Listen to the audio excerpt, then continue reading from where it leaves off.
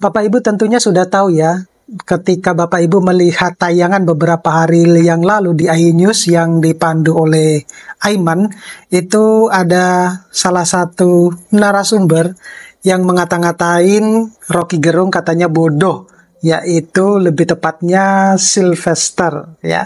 Jadi kasus ini sebenarnya atau video ini itu kemudian netizen itu mengulik sebenarnya Sylvester itu lulusan mana sih? Mau tahu informasinya seperti apa? Tetap stay tune di channel saya. Kita bahas ini lebih dalam.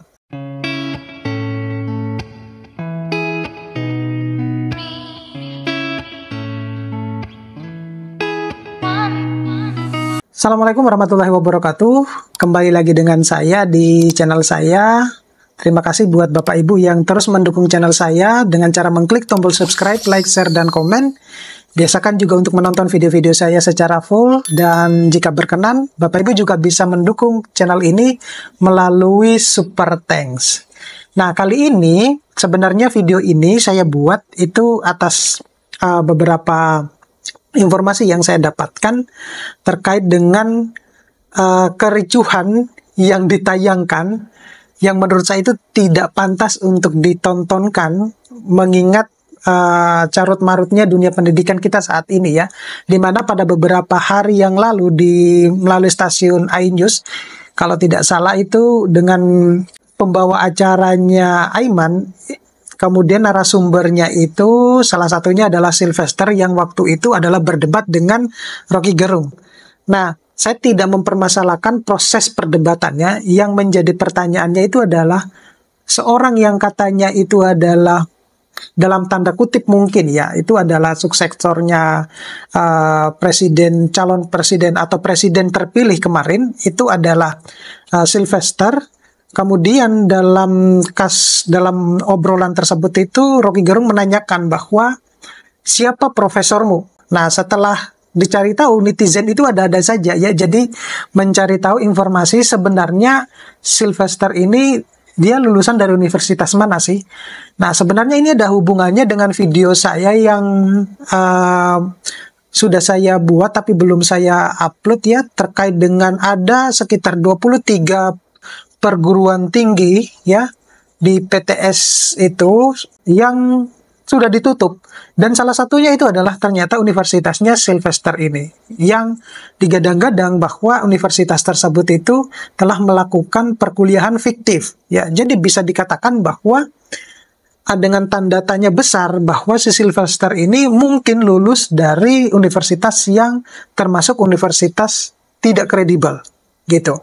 Nah, anehnya di dunia kita ini, kita itu mudah sekali terpancing emosi ketika dalam sebuah diskusi atau perdebatan yang kadangkala kita merasa jauh lebih hebat dari seseorang. Nah, gitu. Kalau kita mengulik apa yang ditanyakan oleh Rocky Gerung terkait dengan siapa guru besarnya, itu sebenarnya mengindikasikan bahwa latar belakang pendidikan dari profesornya atau dosennya, semacam itu. Nah, jadi kembali lagi ke permasalahan akademisi kita, kalau misalnya kita itu kemudian banyak menciptakan ya guru besar yang tidak mumpuni di bidangnya. Mohon maaf ya, bukan berarti saya menggurui atau saya jauh lebih hebat, bukan. Tetapi ini sebagai bentuk bahwa kita sudah memperbaiki nih ya, apalagi keterkaitan dengan masih banyaknya universitas-universitas yang fiktif gitu. Nah, kalau berbicara terkait dengan siapa profesormu, itu berhubungan dengan latar belakang dari pendidikan tersebut, si profesor tersebut. Nah, jadi kalau profesor itu diciptakan dari seseorang atau guru besar yang tidak ahli di bidangnya, maka akan menciptakan juga generasi-generasi yang tidak mumpuni sebenarnya, tidak berkualitas gitu. Padahal kita ini digadang-gadang bahwa kita akan menghadapi atau akan mengalami generasi bonus demografi ya. Bonus demografi di tahun 2045. Nah, itu yang menjadi concern kita sebenarnya. Nah, oleh karena itu, ini bukan sebenarnya semata-mata tugas dari Kemendikbud gitu ya, tetapi masyarakat itu sebenarnya juga bisa mengadukan pengaduan ya melalui link yang sudah disediakan oleh Kemendikbud. Tatkala kalau melihat ada misalnya universitas atau kejadian-kejadian di lingkungan kampus itu yang tidak kondusif misalnya atau mencurigakan, nah itu bisa dilaporkan. Nah ini yang tentunya akan menjadi pertimbangan tersendiri buat kita semua. Nah gitu. Jadi tentunya si Sylvester ini ketika dikuliti oleh netizen, ya tentu ya akan malu sendiri ya kalau ternyata universitasnya itu, kalau itu pun benar ya. Dan itu sebenarnya sudah banyak dibahas di YouTube. Bahwasanya kalau benar universitas dia merupakan lulusan dari situ, maka bisa dikatakan dia merupakan program atau mahasiswa yang bisa dikatakan lahir dari universitas yang abal-abal gitu, atau universitas yang proses perkuliahannya itu dijalankan dengan cara-cara yang fiktif. Dan ketika kalau kita lihat di channel YouTube yang lain itu juga sebenarnya sudah dibahas, dan banyak komentar yang berkomentar bahwa kampus tersebut memang tidak ada sebenarnya. Bahkan banyak yang mengalami penipuan dari kampus tersebut. Nah, ini yang menjadi concernnya Kemendikbudristek ya.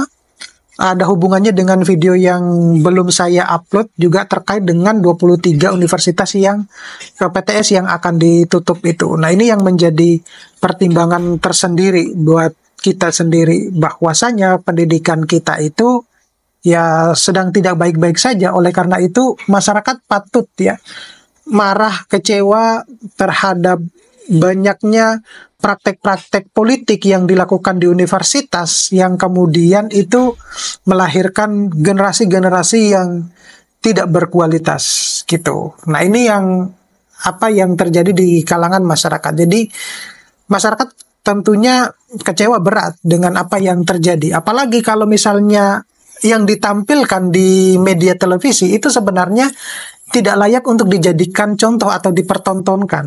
Nah, meskipun itu dilakukan pada saat break gitu ya, tetapi kan kita tidak bisa mengontrol bahwa masing-masing orang itu memiliki handphone dan bisa saja merekamnya gitu. Meskipun waktu itu sudah jangan merekam gitu, tetapi siapa sih yang bisa mengontrol itu? Nah, ini yang juga menjadi pertimbangan kita sendiri, bahwa seberapa bagus sebenarnya kita akan memilih atau memilah tontonan yang layak untuk kita sendiri ya, maupun generasi-generasi kita ke depan. Ini bukan berarti kita mengguru ya, tetapi sebagai instruksi awal bahwasanya kalau masih banyak kampus-kampus di Indonesia itu yang mungkin belum bisa dijangkau oleh Kemendikbudristek itu ternyata adalah kampus-kampus yang abal-abal atau kampus fiktif. Dan masyarakat itu seringkali tergoda ya dengan iming-iming beasiswa atau bahkan dengan biaya-biaya yang murah. Nah, banyak juga kejadian dari kampus-kampus fiktif itu yang dimanfaatkan oleh para PNS katanya, yang kemudian dijadikan ketika mereka lulus dari kampus tersebut, kemudian bisa dijadikan untuk kenaikan pangkat. Misalnya semacam itu. Misalnya mereka mengambil S2-nya di situ, ternyata tidak ada ya.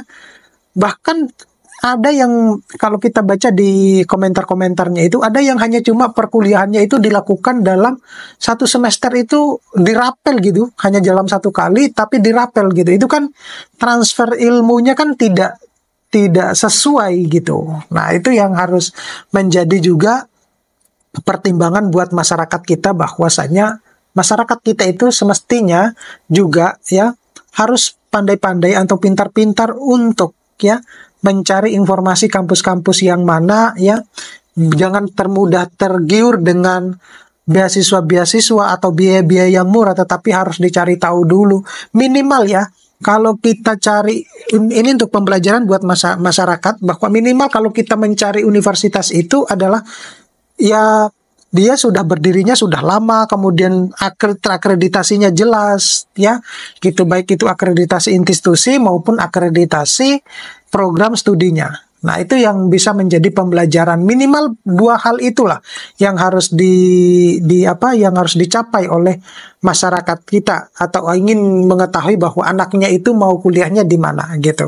Nah, tetapi pembelajaran juga buat kita semua sebagai pengajar ya, dosen itu juga Kemendikbud mungkin ya untuk bisa segera mengatasi permasalahan kampus yang masih banyak mungkin beredar di masyarakat kita itu, di mana kampus-kampus yang fiktif ya. Oke, mudah-mudahan ini bisa bermanfaat buat teman-teman. Nanti bisa ketemu pada video-video berikutnya. Saya Iri, assalamualaikum warahmatullahi wabarakatuh.